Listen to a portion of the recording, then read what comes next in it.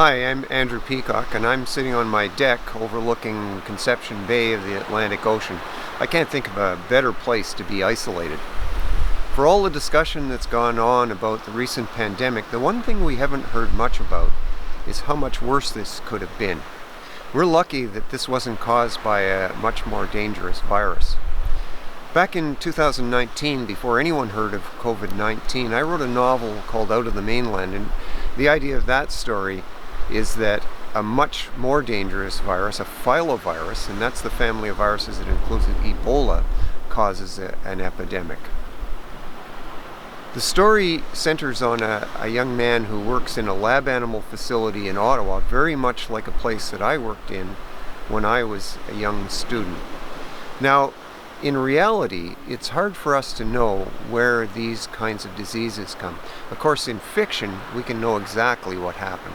I'd like to read you a section from the book, and the section starts where the protagonist, John, is asked to go with Beth and Derek, two other workers, to a monkey room to take blood samples on some green monkeys that have just come in from Senegal.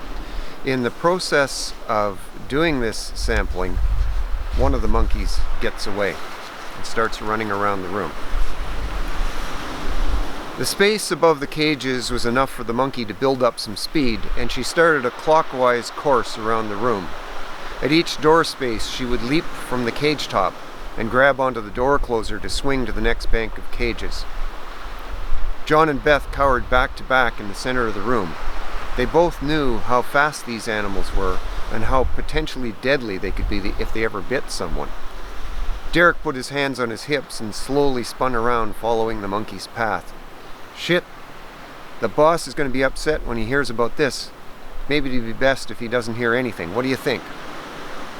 Beth and John were so tight against each other's backs that it seemed they might end up permanently joined.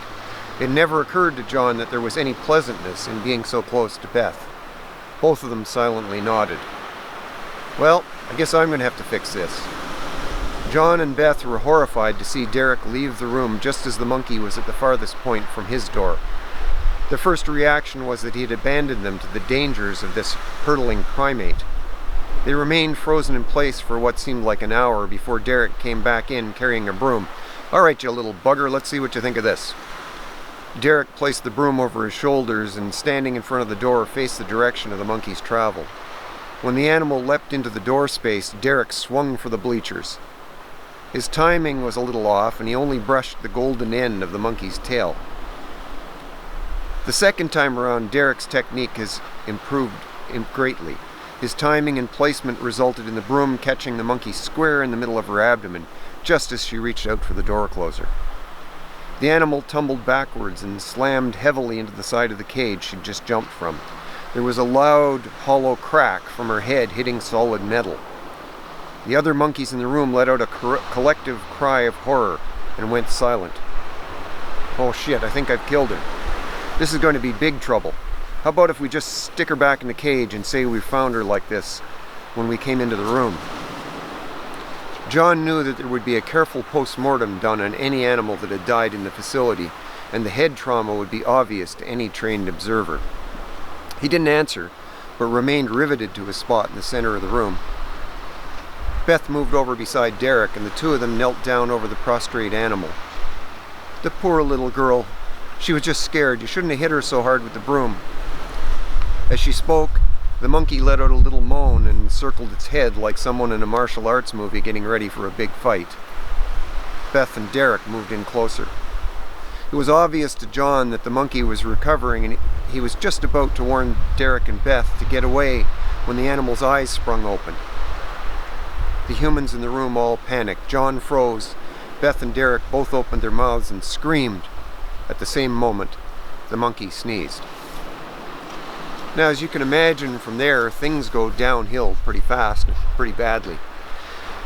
Out on the mainland, in this novel, I've tried to explore a few questions. One of them is, what would happen if we had a pandemic with a virus that was much worse than what we've got now? What would happen if there was a filovirus that mutated in a way that its mortality was way above the 90% that those viruses have now, and that it spread as quickly as something like COVID-19? Another question that the novel looks at is what would happen if an island like Newfoundland here was able to separate off completely before the disease got going. Now the important thing to think about this is that separating off completely means that no food or material is going to come into the island, and also anyone who lives on the island but is away is not going to be allowed to come back. The other question in this story is what would happen if you were caught off an island like this and you saw it was a safe place to return? Would it be morally proper for you to try and get back home even if you might be carrying the disease? And what extents would you go to try and get back home? These are the questions of Out of the Mainland. If you're interested in this story and like to hear more of it and read it, probably the best thing you could do is maybe share this video. You never know what can happen when things get around on Facebook. Well, it's time for me to get back inside. Stay safe and stay away from other people as much as you can, and thanks so much for listening. Bye.